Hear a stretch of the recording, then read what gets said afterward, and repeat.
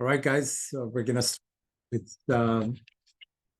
It's 7 p.m. So I want to thank you all for joining us on this webinar today. My name is Ravi Bindi. I'm a realtor with Royal LePage. I've been in real estate industry for last 25 years. I bought my first property in 1997 in Central City. It's a two-bedroom apartment. And back in day, 800 square foot, one bedroom, two bedroom, one bath was selling for 97,000. So since then, I've been following the market, and I know quite a bit about um, Central City and pre-sales and basically how to help buyers get into a home safely. In my process, I have in my years, I have been on 5 strata councils as well, and on being on the other side, I know exactly how to read between the lines when I read through strata documents to make sure my clients are safe and they're buying something that won't hurt them in future, because that building will go through major renos and it'll cost you more when you complete. On top of what you're paying for the place, it's going to cost you another maybe 25, 50, 75,000 more. So what we do is we tell you not to go with those properties, right? So now the purpose of this webinar is to educate people. I find that in our business, the way we deal with real estate is we fully believe in educating and guiding clients. I'm not here to sell you anything. You will walk through a place that me and you will walk through, and you will tell me, Ravi, we like this place. What are the next steps? And then we make an offer. And even if you like the place and I read through the minutes, I will tell you that, do you know what? This building will result in a problem building, and I would suggest not to buy there, right? So these are some of the things. This is how we work. We believe in educating and guiding people. My job is as a realtor is to give you a lot of information, and now I should make your task easier when you're buying a place by giving you and providing you information whenever you need it, right? So today, I want to spend time educating you on what the market is doing.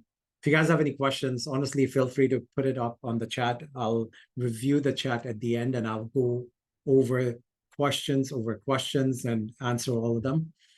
And I look forward to going through this first-time home buyer webinar to educate you.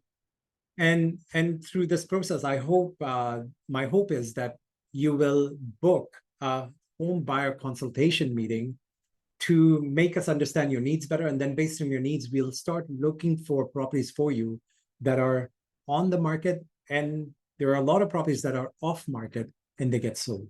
So we have access to those as well. And we'll show you how we get access to those. Okay. So starting with market stats. Now, let me just pull this up and I'll zoom in. Right now, you can see this page. Let me just see.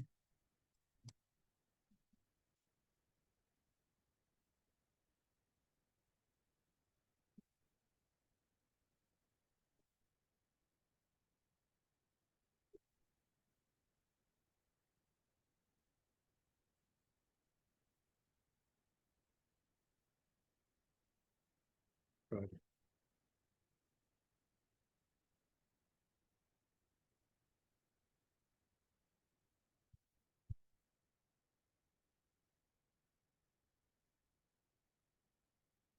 Yeah, I'll have to open this up some minutes. Just give me 1 second.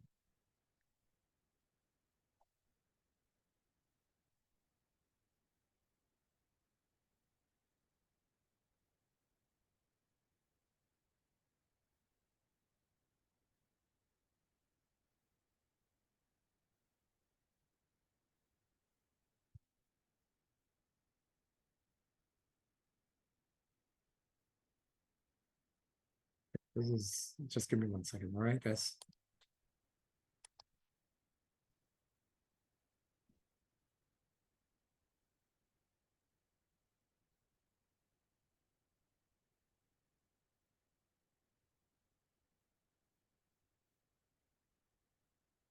There we go. So let's go through the stats. Okay. So what I'll do is I will show you stats on what the market is doing. This is the most interesting thing for me to see every month and to see what the market is doing, right? Now, for my purpose, today I can go over whatever you want. Do you want me to go? I can go over detached houses um, or condos and townhomes. For our purpose, I'll go over condo and townhomes, but I'll show you how the market is performing based on 13-month trend. Okay. So every month we get this market stats from a company called SnapStats. What this company does is it takes all the information from the stats that we report to the real estate board and the government, and they organize this in a more usable and readable way. Okay.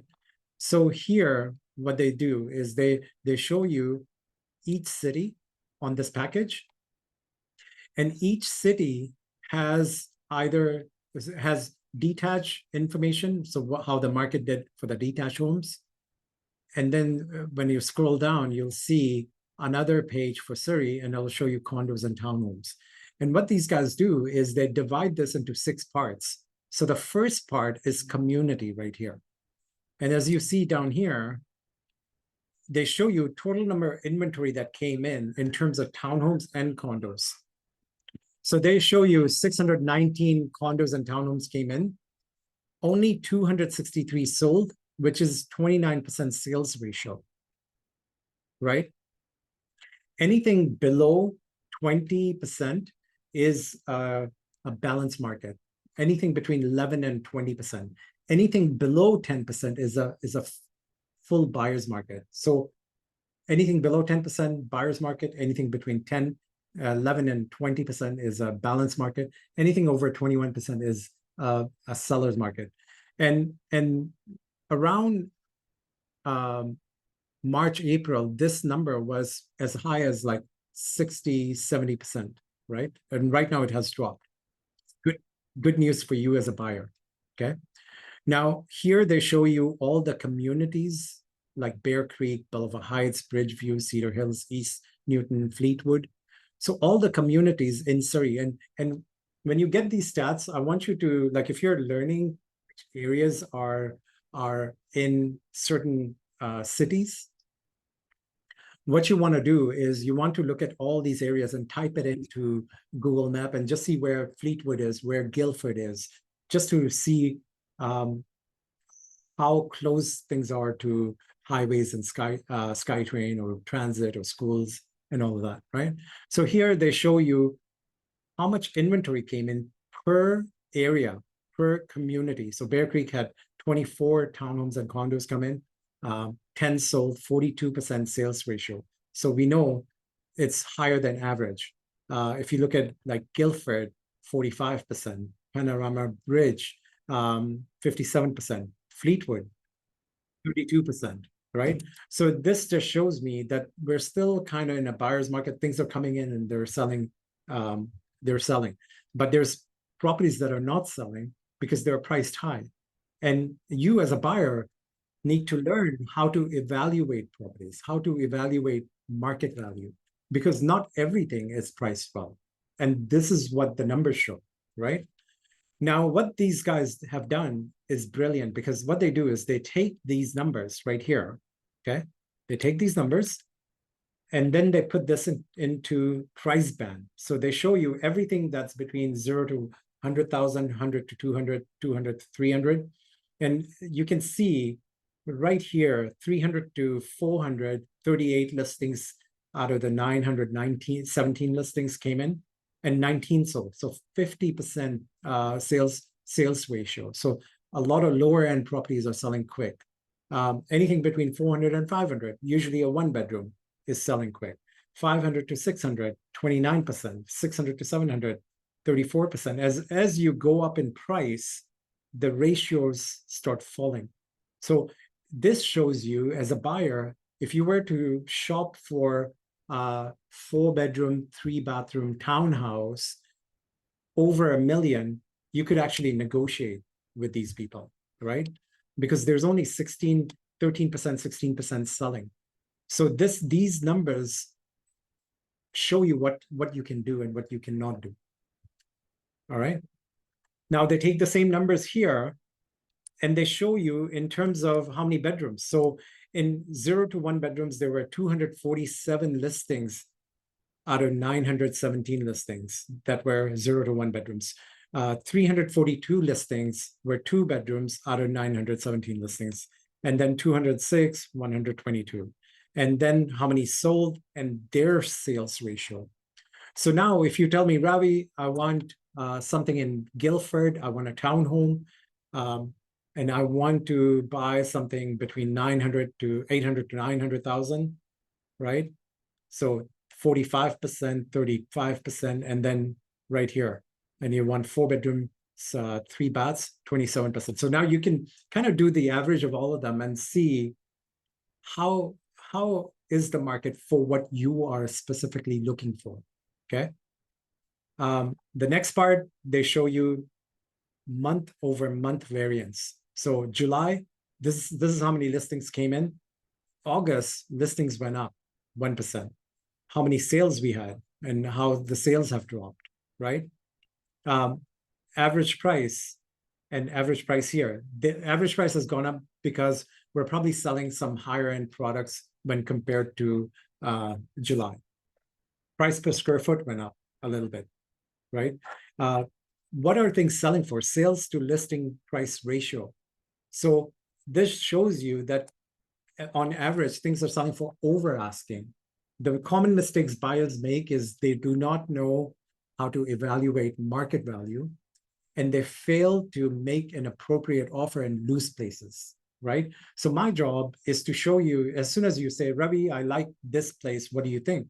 My job is to show you that, look, based on numbers, this place is priced way too high, and you can actually negotiate this down.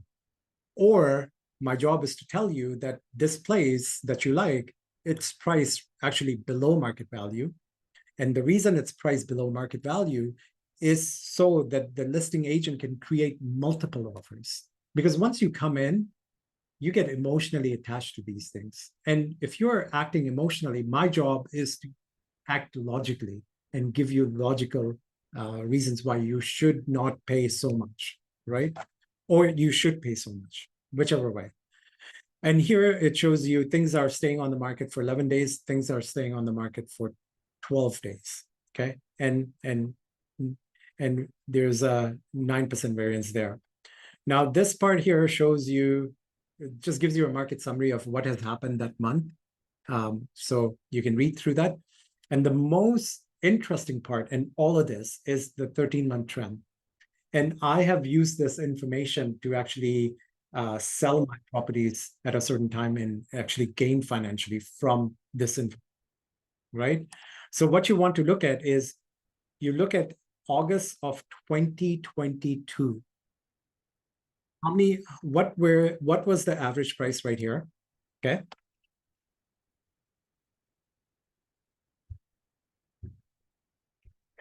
What was the average price?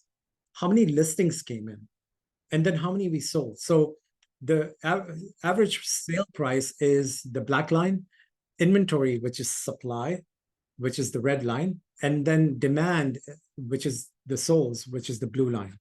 So as you see that as soon as the supply is constant and demand just starts falling, the price fell, right? And the price fell. And as soon as inventory fell and the demand started picking up, right? So inventory is constant, but the demand is increasing, price starts increasing, right? So now what you have to look at when you look at this, you want to look at what happened last year, what's happening last year, what's happening this year, right? So here it shows me that inventory went up, but so did sales. But here, last few months trends show me that inventory has been rising and so was sales. But all of a sudden in June, sales started dropping. In July, August, but inventory is rising. So you can guess what's going to happen to the price soon, right? And this will damper the market a little bit. And this is your opportunity to get into the market, because the larger the gap between the red line and the blue line, the more you can negotiate at times. Knowing the market value is the key, though, right? As soon as you know the market value, and I'll show you that in a bit. Once you know that, you can't go wrong, and you'll know exactly how, if you're paying like a good price or you're paying too high for a property, right? So this is stats. Do you guys have any questions on stats? You can unmute yourself if you have any questions.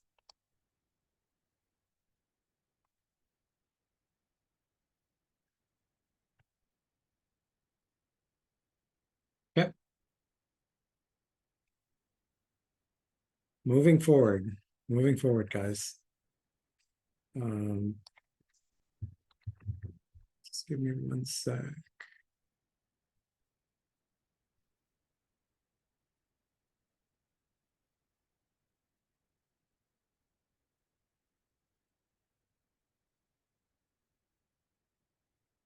Okay. So moving forward, okay?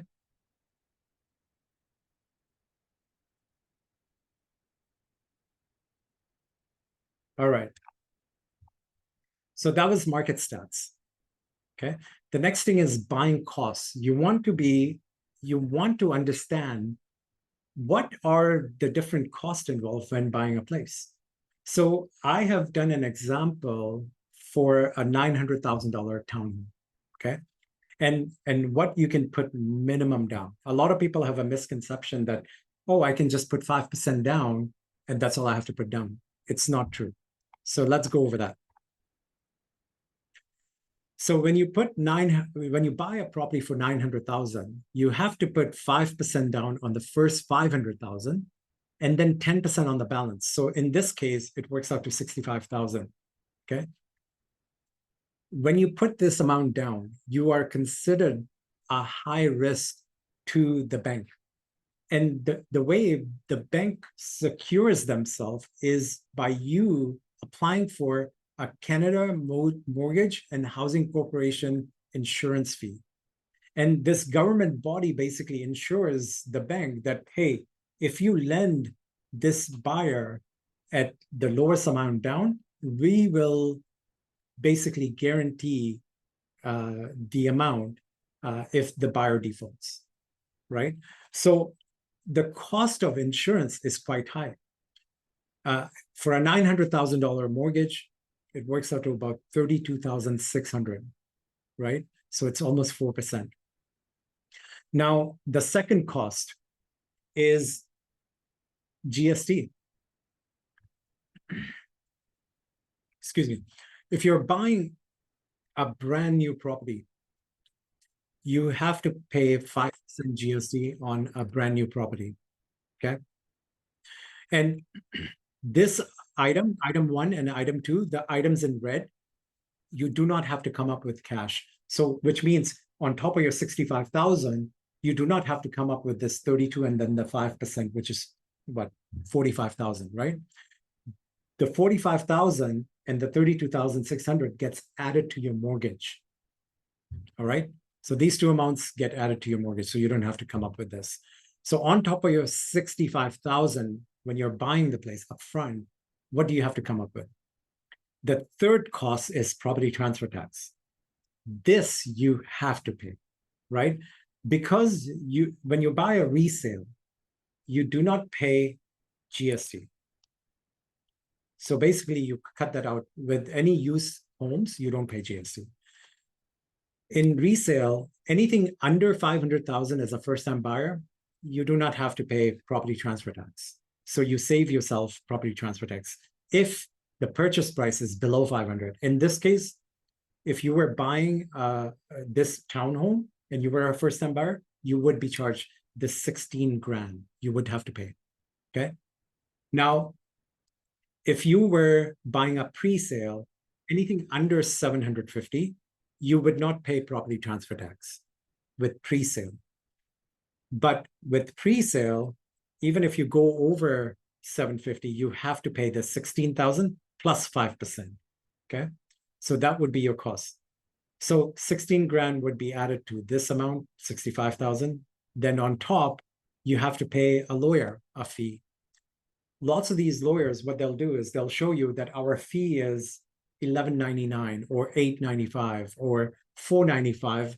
But what they do is they will charge you for title registration, Form B, Form K, software form, title insurance, ordering of documents, making copies of documents. You'll see a list of charges.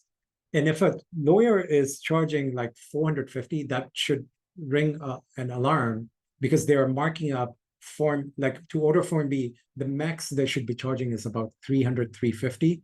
Somebody may charge 650 because they'll mark it up in those other components. So what you want to look at is you want to look at what is the total cost at the end of the day after you add their fee plus title registration plus title insurance plus software fees plus ordering of forms. All of these, how much would you pay altogether, right? So you always want to clarify with a lawyer. The last thing you want is they say 495, but by the time you add all this stuff, it's 3,500, right? You're paying more. Inspection, number 5.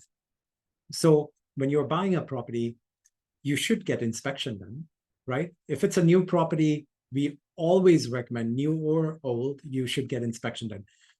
Anything brand new, usually there's a 2, 5, 10-year warranty, and for the first year, you get everything's covered under warranty. With brand new, the developer will allow you to do a deficiency walkthrough. So at that time, you can say, hold on, the floor has a hole, the cabinets have scratches, the window has a crack, the blinds are the wrong sizes, right? So all these would be covered for you when you buy a brand new property. And within the year, if like the socket doesn't work or appliance don't work, you can actually call the developer and they'll come in and fix it or replace whatever is needed to give you a working item. Okay. So with a brand new property, you don't need an inspector. But if you're buying something used that is like 30, 40 years old, I would highly recommend get like anything that is used, you should get inspection done. Okay. And the cost of inspection is about $650. Appraisal fee. Appraisal is charged by the bank. So the bank, being they're lending you money, they want to make sure that you're paying fair market value, that you're not paying too much. And this is actually a good thing, that a bank sends their appraiser and will show you that, okay, whatever you're paying for the property is the amount for the property. You're good to go. Or they may come back and say, look, you are paying 600,000 for this property, but we have deemed that this property is only worth 500,000. You are paying 20% down.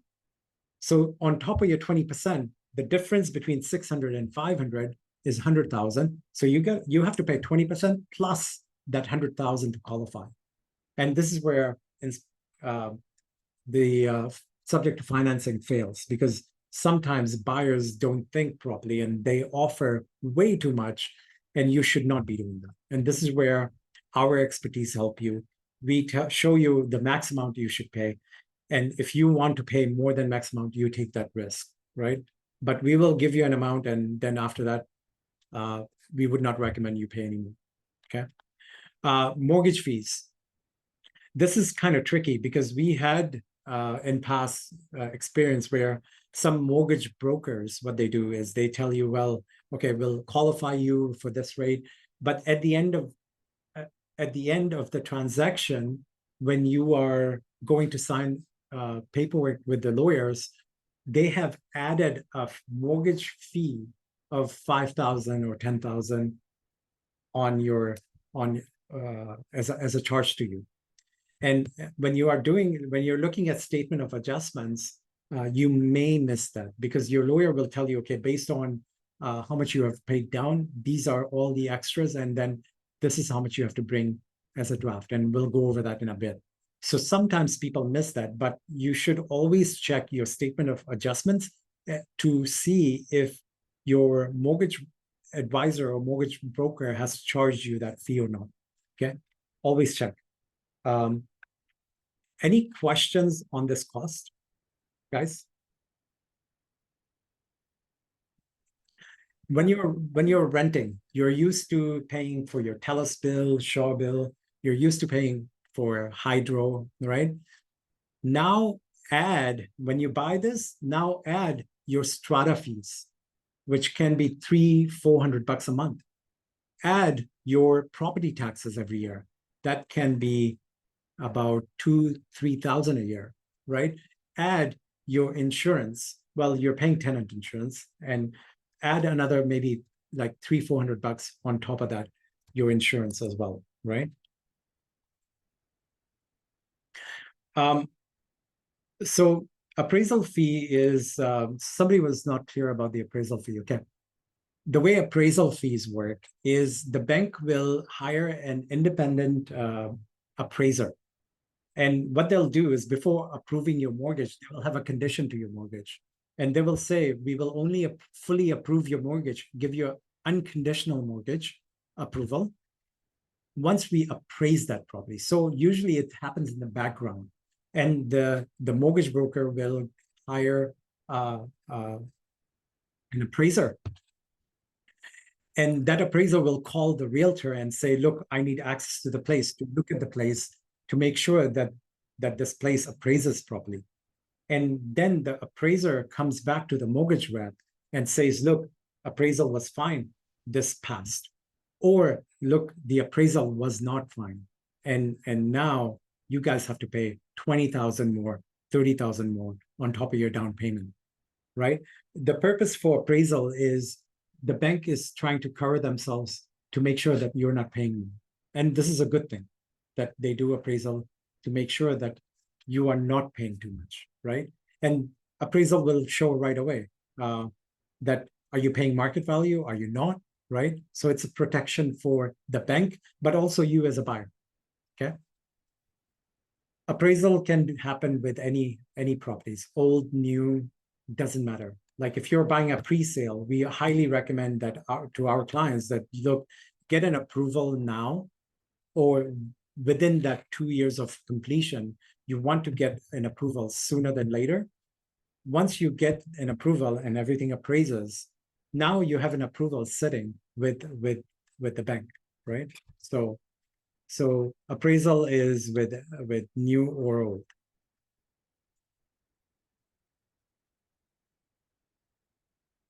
The mortgage fee, this mortgage fee is charged by the broker, and you want to, whoever you're working with, when you don't get this on a phone call, like email them and say, look, will I pay any mortgage fees or any fees to your brokerage? Are there any sort of additional fees? And if the broker calls you and says, well, there won't be any fees, okay, reply to my email. Get things in writing that there will be no fees. Because once they send you that in writing, you have it in writing. And now if something does come up, you can say, look, you told me there was no fees in writing, right? So you want to get that in writing. The mortgage fee depends on the amount. Like I've seen anywhere from 5,000 to 10,000 to 2,000. So it totally depends, right? Okay. Moving on to the next thing, which is the buying process. Is there a realtor fee? When you're buying, you don't pay realtor in Canada. Like the way it works, actually, I shouldn't say that. The way it works in Canada is when you're buying, the listing agent basically negotiates a fee with the seller. And the listing agent, to attract buyer's agent like myself, they will say, well, Mr. Buyer's agent, if you bring your buyer to our listing, we will share with you a portion of our commission. And this is how much it is, right? And they try to attract more buyers through the realtors who are out there. And that's how most of the properties are sold in Canada. Now, Some agents may get you to sign a form where they say, well, if it's a discount broker, you as a buyer will pay me full commission. So you want to be aware of those kind of tactics where you don't want to sign any of that. Like as a buyer, you should never pay realtor anything, right? But you can use their expertise and service to acquire a place. And as a buyer's agent, my job is to try to bring that price down. As a listing agent, that person's job is to bring the price up, right? Necessary. Is it necessary to provide 20% down payment and also sufficient funds to cover expenses such as GST? Yes. So is it necessary to put down 20%? If you have 20%, yes, right? In this scenario, 20% would be $180,000. So if you didn't have $180,000 and you had 65,000, you have a good paying job, and you know you can make a dent on the mortgage eventually, right, by paying a little bit more monthly, but you want to get in now in this market, you can get in at 65,000 down, but you have to pay this 32,000, right? Or you can wait and accumulate 180,000 to avoid this 32,600. So now it becomes a business decision that, do you think the market will pick up for this townhome by 32,600? Because then this becomes cost of doing business, right? And then if you're buying a brand new place, you have to put 5% down, right? You have to pay 5% on top of this price. That's GST that just goes to the government.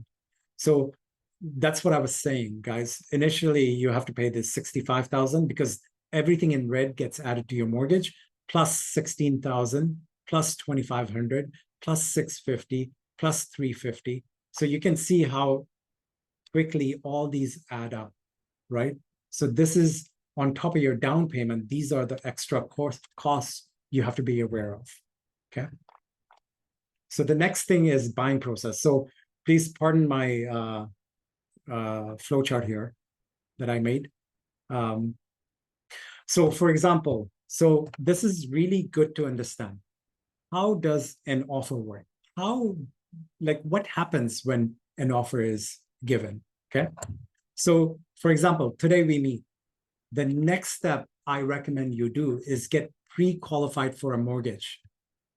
We want to know exactly what you pre-qualify for, because I've had people in past where they've come to us and they've said, oh, I want to look at a detached house, 1.6 million, but then they qualify for way less and they cannot buy that detached house. Now we start looking, and you've just wasted so much time looking at places you could not even qualify for. So our recommendation is to talk to a mortgage professional and get qualified, pre-qualified for a mortgage.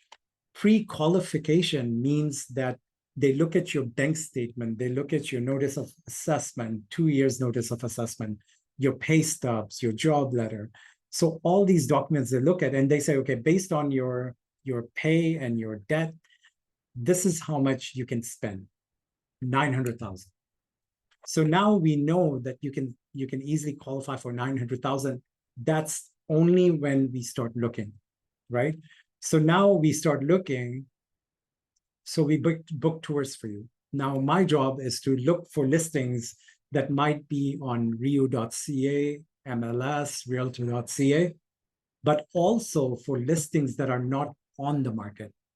With 25 years of experience, I have created a network of realtors. I'm on about 7 different chats with 200, 300 realtors on each chat, where properties come before they hit MLS. And this is why you will notice that when you call new listings, they're gone by the time you're reaching them. And you're probably wondering, why is this happening? And this is why. Because we have access to properties that we know is coming on MLS soon. So we can give you a tour of that too. And then you can make an offer if you like on the day when it hits MLS, okay? So we booked the tour. Now that we booked the tour for you, you may say, hey, Ravi, we like out of the 5 properties, we like property number 4. What's the next step? Now, you're supposed to make an offer at that point, okay? So here is an example. We're looking at this place on August 7th, right?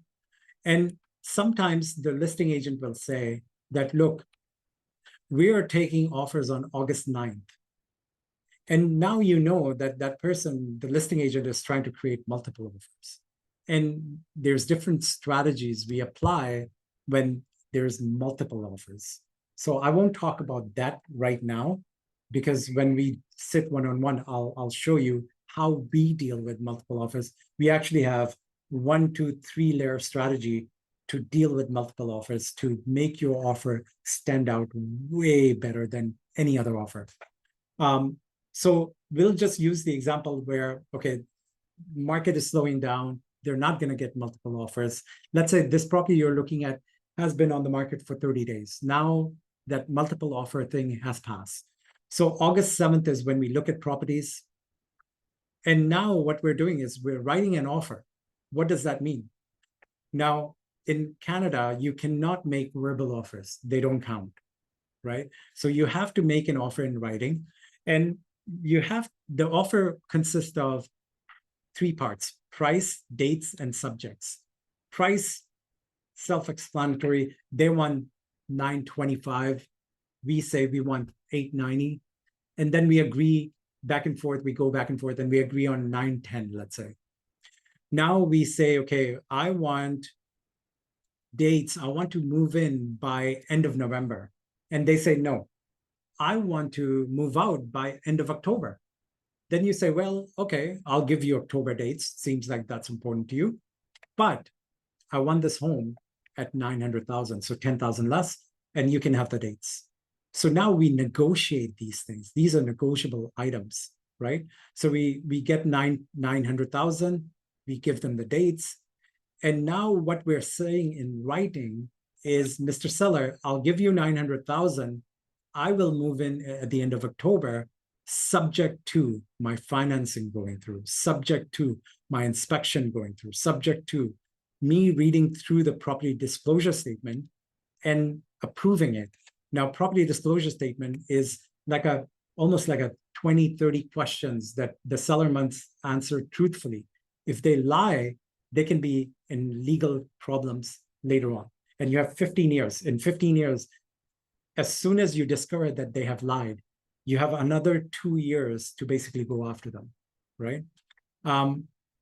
Title, you want copy of the title and reviewing the title. Now, a lot of realtors will say, well, take the title, go to a lawyer and review that title with the lawyer and pay them.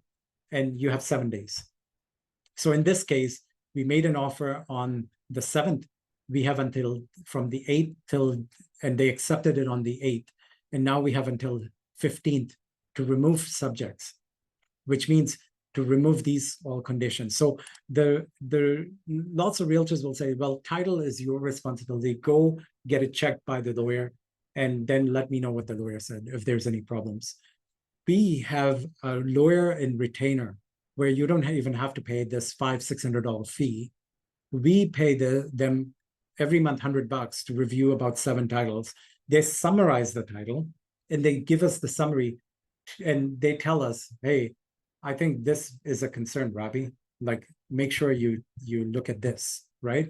So we go over that with you. Insurance. We have an amazing insurance lady who does home insurance for you. So she'll recommend the right products to you.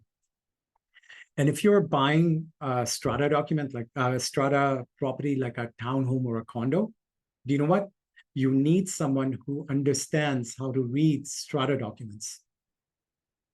In my 25 years, I've been on about 5 strata councils. Strata council's job in a building is to basically manage the building with the property manager. So out of the 400-500 people who may live in a building, the 7 people who are elected to be on the council work with the property manager to make sure that the building is operated properly. So I have been fortunate enough to be on 5 different councils for 5 different buildings, right? And when we write minutes when we go through issues and when these things are documented, I know exactly the wording they use to make you feel like, oh, this is not a big deal. But my job as your realtor is to read through these and give you proper understanding of minutes, right? There's times where I've read through the minutes and my clients have liked the property, and I tell them, look, this property is about to go through major renos, guys. And I recommend you don't get this. It's time to back out.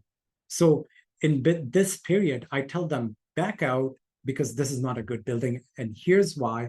Here's the set of documents that show it's not a good building. And we got to start again with the tour and another offer, right? So you can expect that from us, that we won't sell you anything that we personally wouldn't buy. Now, on the 15th, let's say you say, Ravi, financing came through, inspection came in flying colors, property disclosure statement, title, insurance, strata docs, perfect. Now what do we do? On that day, on the 15th, we remove conditions. Now what we're doing is we told Mr. Seller that, look, we'll give you this price and we'll close on these days subject to all these things. Now on the 15th, we're telling them, look, we are moving forward now. We're going to remove all these conditions, right? And now you give a deposit. Now you sign all the documents that make the sale firm, okay? What you have done here on August 7th, when you signed the paperwork and the offer, and then we send the offer to the listing agent, the listing agent gets it signed by the seller on the 8th and sends it back to us. The listing agent will keep on showing the properties in between this date. And in between this date, if somebody comes and says, Mr. Seller, I'll offer you $1 million for your $925,000 property, because you have an accepted offer in writing, nobody can intervene. Like, you have the final say. If you don't want this property, then you have to release the seller of their obligation, and then the seller can accept the higher offer. But in between, while you're doing your due diligence, they cannot accept another offer, right? So this is why we tell people, look, get the offer accepted, get the terms accepted. You just have to give the deposit on the 15th. You don't have to give it right away. So all you're doing is tying up the property. And you know what? There might be something in these documents that we can find and actually back out. Like if I read the strata docs and I find out that this property had a lot of break-ins and safety is the main concern, then you can back out and you haven't paid anything, no deposits, right? So just keep that in mind. This is the main thing right here, okay? So now that you remove subjects, what happens? So you have a lot of things to do. You have to tell us which law firm or notary public you'll use to close your deal, right? You have to inform Telus and Shah that you're moving on October 26th. And right now we're in August 15th. So in between August 15th and August 30th, I would suggest start telling all the utility companies that you're moving in on this date and to set up your internet and all of that on this date. Fortis and movers right here. Like if you're moving into a condo, a lot of these guys have a move-in fee and move-out fee. So that's about $200. And they want you to book the elevator 5 days prior to move in. So you want to do this sooner than later, right? If you do this at the end of August, there's more chances you'll get the dates you want, which is October 26th. Then you do it closer. So we highly recommend you do this list, and we'll remind you of this, right?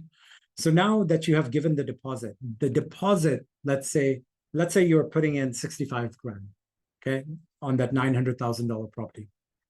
And let's say you gave 45,000 now, and then 25,000 is the remaining of your down payment.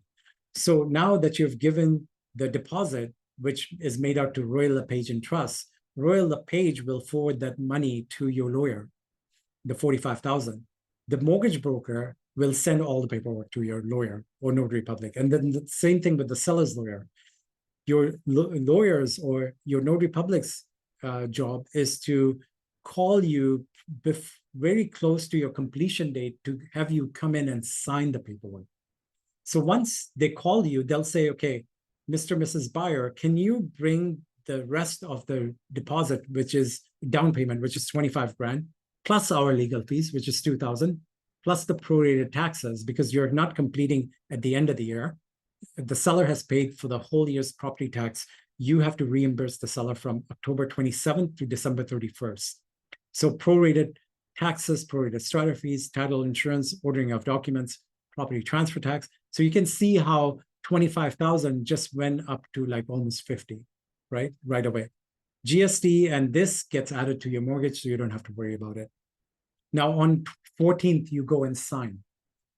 On the 24th, which is the completion date, is when you legally become the owner on paper, okay? On that day, you are the owner. And on that day, you must make sure that you insure that property under your name on that day. Because if anything happens on October 25th, it's your insurance that takes care of any damages or fire or anything that happens. Let's say nothing happens, and then that's the move-in date. So you get the keys on this date, and because you have already booked things and arranged things, you start moving in, and that's it. And this is how the buying process works, guys, right? So main thing you have to understand is, how does the offer work? How do subjects work? How does subject removal work? Understanding this terminology. Deposit, you don't have to give deposit right away. You give deposit at the end if you remove subjects. If you tell me, Ravi, I've changed my mind, I don't like this property, I can probably find something in the strata docs that you can just give as a reason and back out, right? And it would be substantial, that we can point out to the agent. So this is how the buying process works. Any questions on the buying process, guys?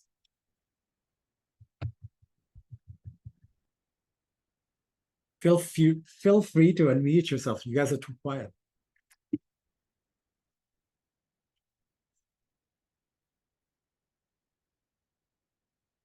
Okay, next. Mortgage. So the mortgage is tricky right now. What do you go with? Do you go with the variable? Do you go with a 5-year fix? Do you go with a 2-year fix? Do you go with a 3-year fix?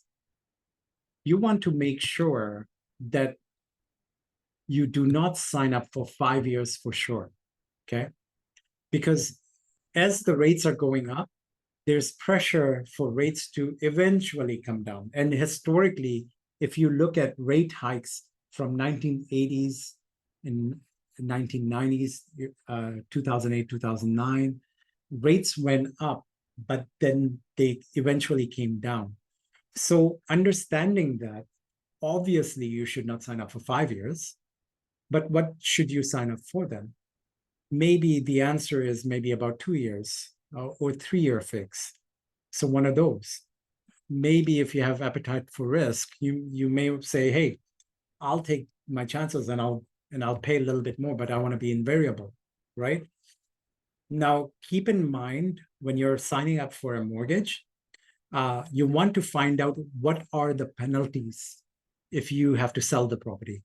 What are you paying if you decide, okay, I'm in a 3-year fixed term, I decided to sell my house in 2 years. What am I paying? So you want to really clarify this with your mortgage rep, with your mortgage advisor. So understanding how mortgages work, like I'm on variable right now, and I'm just gonna ride through variable these rough times.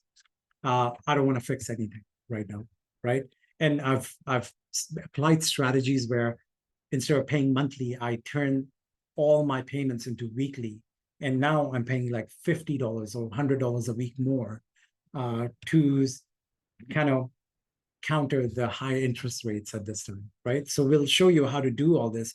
We have calculators on Excel that will show you and show you how to pay your mortgage down way faster and how to set things in, okay? And the last thing we don't do in this webinar, because everyone is individual and everyone has different needs.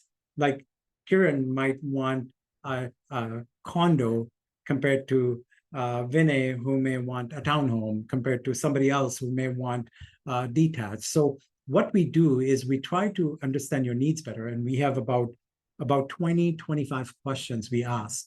And then if you tell me, look, I want 3 bedroom, 2 baths, I want to know more. Like, why is 3 bedrooms important to you? And you'll tell me something about your lifestyle that I can say, oh, okay, you may get away with like a 2 bedroom and a den. And let me show you, here's a sample of a 2 bedroom and a den where the den is actually large enough to be like a bedroom. You may also tell me that, look, I want to go with something that is 10 years and younger. Well, okay, tell me more about that. Like, why don't you want to go with older properties? Because in your mind, you may associate old means will not appreciate. Old means problems. And I can show you old properties that has actually appreciated as well as new properties. And they are in fantastic condition. So my job is to use my knowledge to investigate your needs and figure out, okay, like, do you have certain mindsets about things, and to show you another picture based on my knowledge, right? So and you may say like, Ravi, I want something 1,000 square feet, 2 bedroom, 2 bath. Well, okay, but what if I can find you something 850 that has an open layout? Then what? Because all these things, I type it into my system, and if you say 1,000 square feet, I'll just put minimum 1,000 square feet. And anything that is 950 or 975 will not show up in your search. So my job is to investigate your needs and understand, if you're saying something, why are you saying it? What does that mean? And are you having certain mindsets? And to show you why the mindset you have is not right, and here's why it's not right, and make logical sense with facts and certain websites, and show you why you should think differently. And it opens up a lot of properties for you now, right? This questionnaire, in-depth questionnaire, I think is of tremendous value. And once I sit with you and your spouse, you'll see when I start digging deep into your answers, how both of you are on different page, and both of you are looking at each other, and you say, well, I don't want to go with 2 bedroom and then, and the other person will say, well, I'm okay with 2 bedroom and then.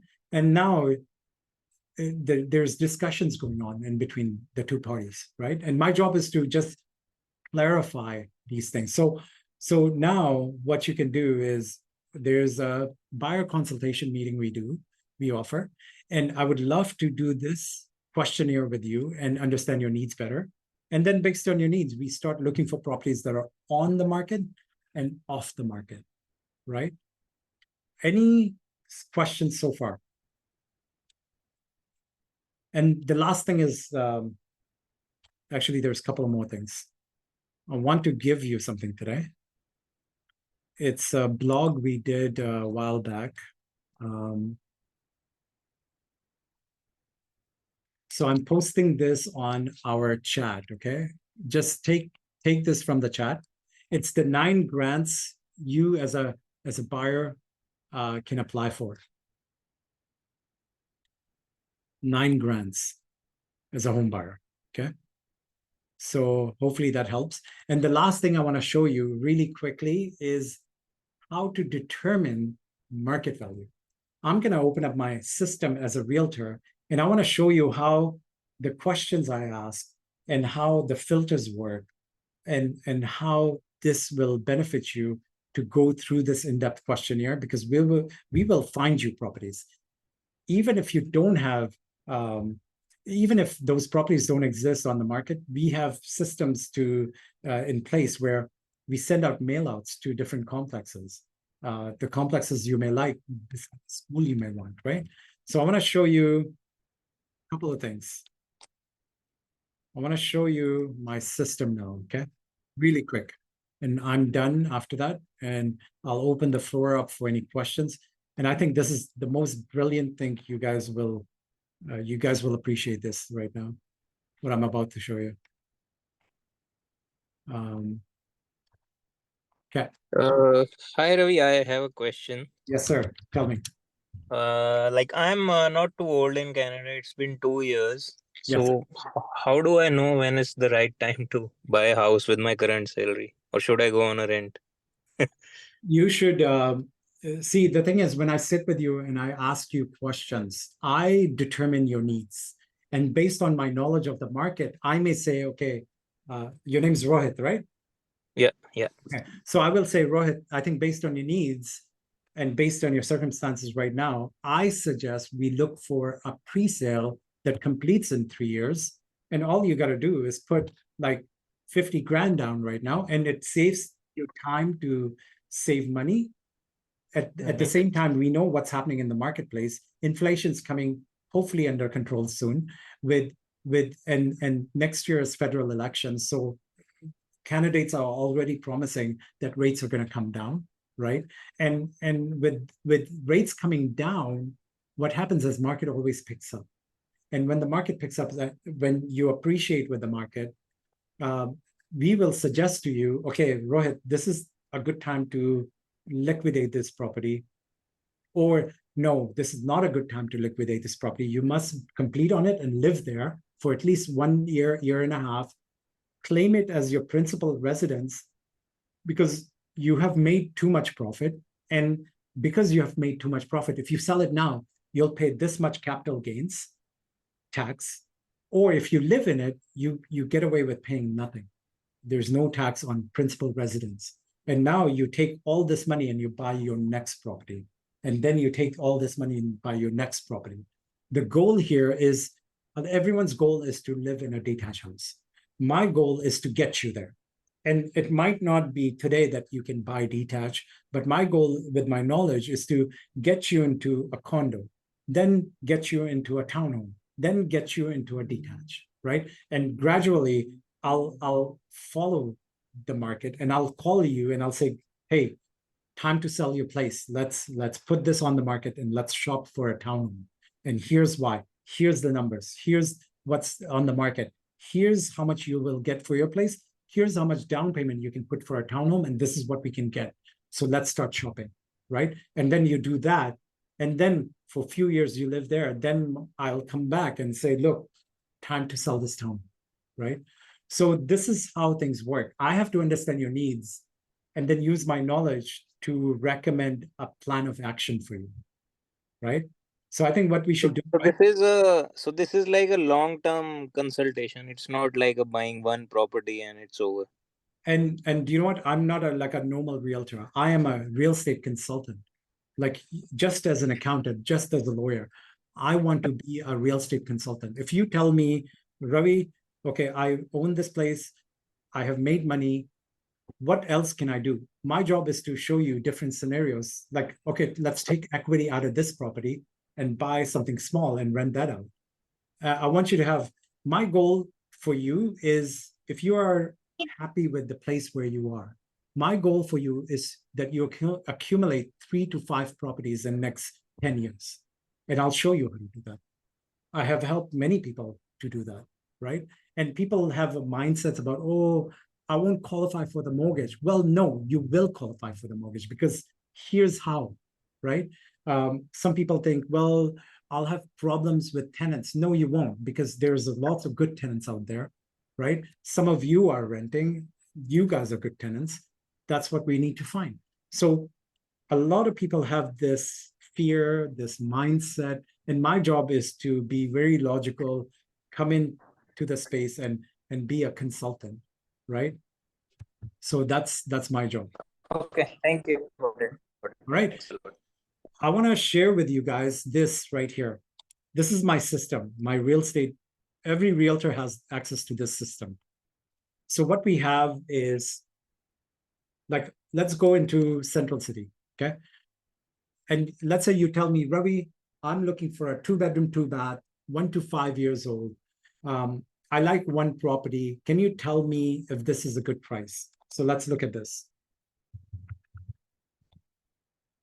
And once I show you this, I can't undo it. Like, doesn't matter what I say after I show you this, if a deal is not a good deal, it's not a good deal, right? So let me show you.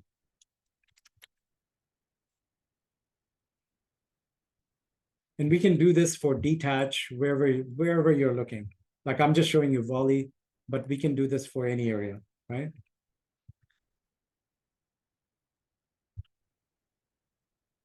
I want to look for 2 bedrooms, 2 bath, 2 bedrooms, 2 bath, 1 to 5 years old. So there's about 42. And I want to look at only concrete. I don't want to look at wood because wood structures are cheaper, right? So I want to look at concrete. There's about 27 right here in this corner. It shows you. But now I want to go one step further. I want to look at, okay, I'm looking at active listings, but I want to look at sold as well. But I don't want to look at sold from like few years. I want to look at solds in last 60 days. What happened in last 60 days, right? And I don't want to look at like 680 square foot, 2 bedrooms, 2 bath against 900 square foot, because there's always a price change between the square foot range. So you have to understand that too. So in our purpose, I want to look at everything between 800 to 900 square feet, 19 listings, okay? So this is actually a good sample to look at. So let's say, pick a number between 1 and 19. Rohit?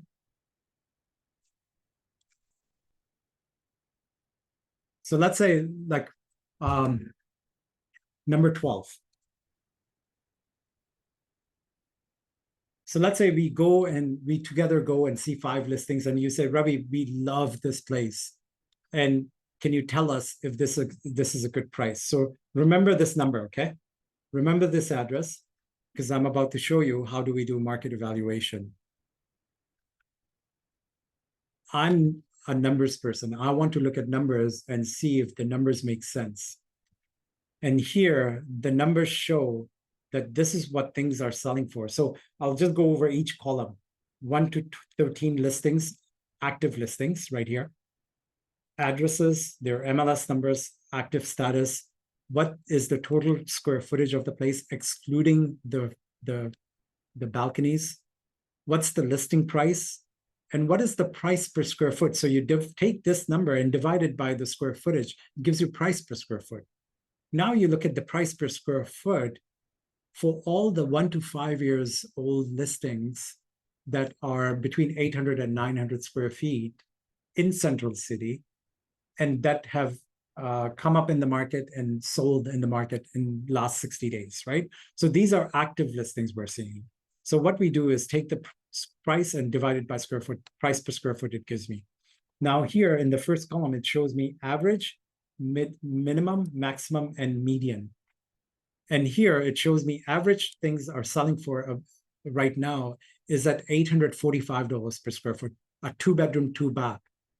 I can show you pre-sales that are selling for $1,200 per square foot right now.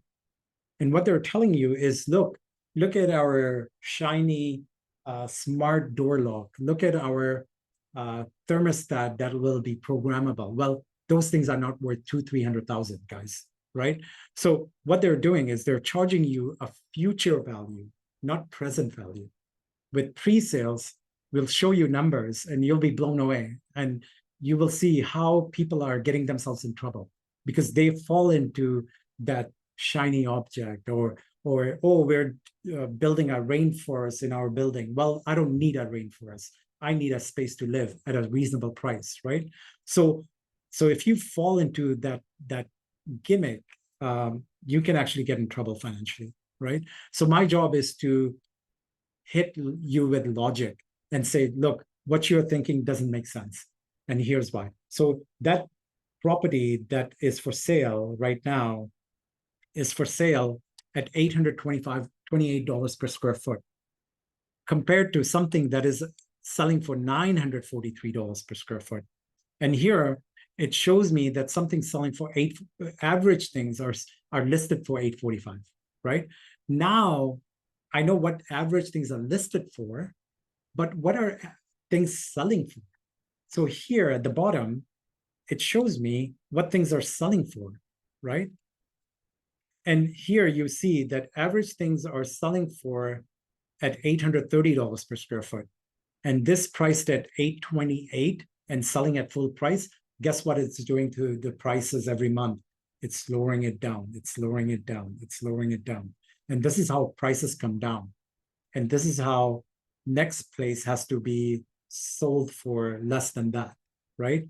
And this is why you will get in trouble when you buy a pre-sale at $1,200 per square foot in Central City. You're crazy if you're paying that much, right? So we have pre-sales where we know that they're price awesome, and that's all we recommend, right? I don't want to sell you like all the pre-sales. I want to sell you pre-sales that'll make you money, and we have a whole bunch of them.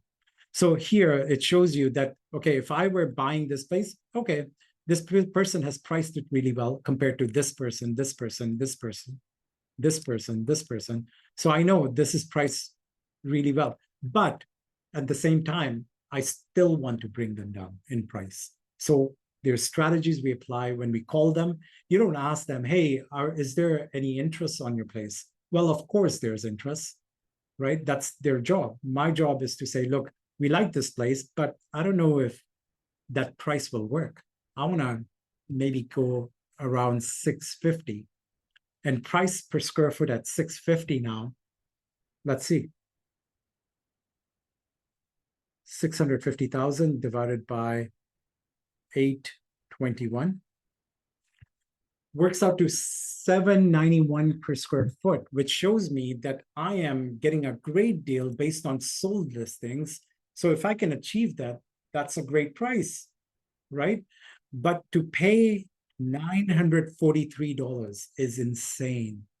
You should not be paying that much unless this property is on the highest floor with the most awesome view, because the view appreciates more than the condo, always in history. Okay.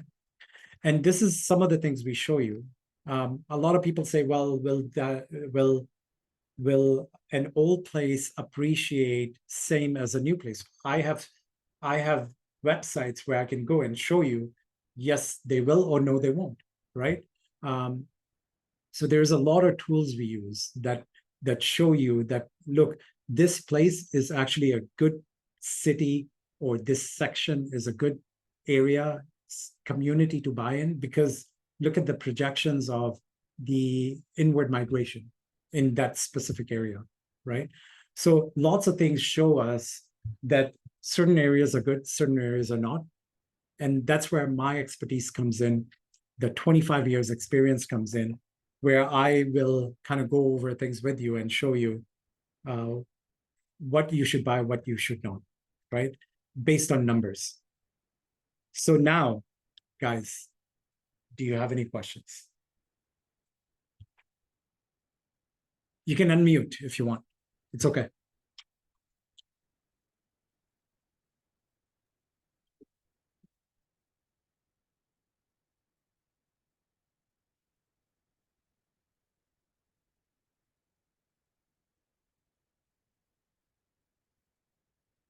I want to offer you, I highly recommend that you guys sign up for this, okay? Sign up for a buyer consultation meeting. It doesn't hurt to sit down and just go through this questionnaire, right? So I would highly recommend do this, because once I identify your needs and go through my questions, I'll know exactly what will work and what will not work. Now, this meeting is not online.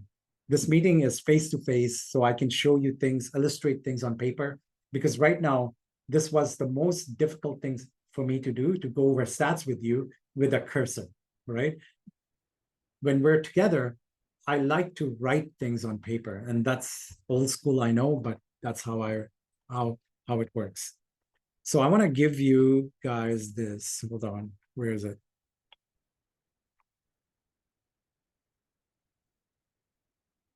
Oh,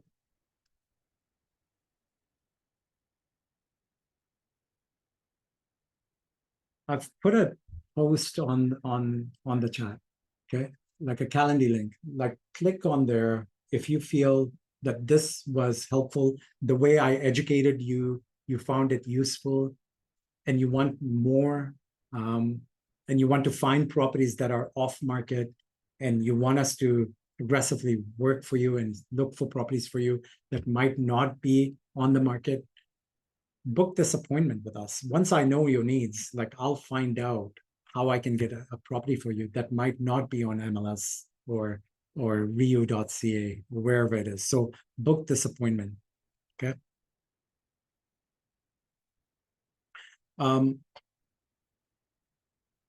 Asif has a question. What are the typical condo association fee and what do they cover? So in terms of condo fees, you have to look at what they cover, and it'll tell you in one of the strata documents where they show you what kind of things they cover. Typically, like if a tall high rise has like gas stove, they will cover that gas expense. Hot water is sometimes covered.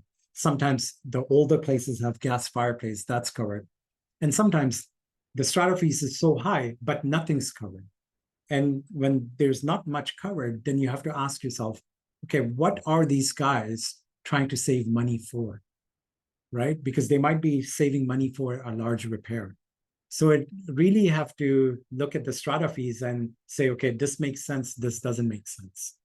So when we look at strata fees, they're typically anywhere from 30 cents per square foot to like 60 cents per square foot, depending on what they cover and what kind of things they're trying to do in that building. Okay. That evaluation for 2-bedroom, how about 1-bedroom and 1-bedroom and then? So you'll see 1-bedroom and then 1-bedroom will be totally different because price per square foot wise, the price per square foot jumps to like about $1,000 per square foot in Central City in that price range.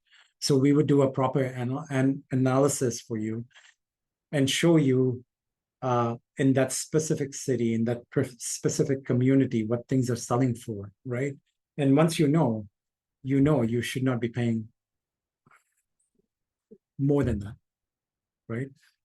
So we can show you that, but Gurmeet, like book an appointment with me. Let's sit down. Let's go over your need analysis, and then let put us to work, right? Any other questions, guys? Did you guys find this useful?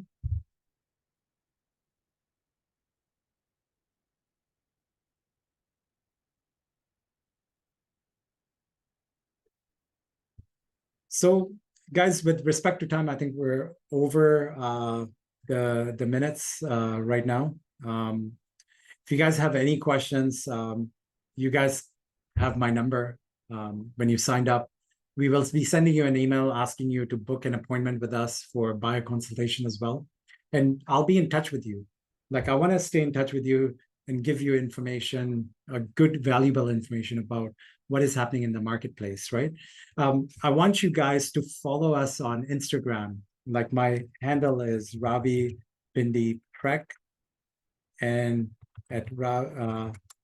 we own the name brand Presale. Oh, sorry, hold on.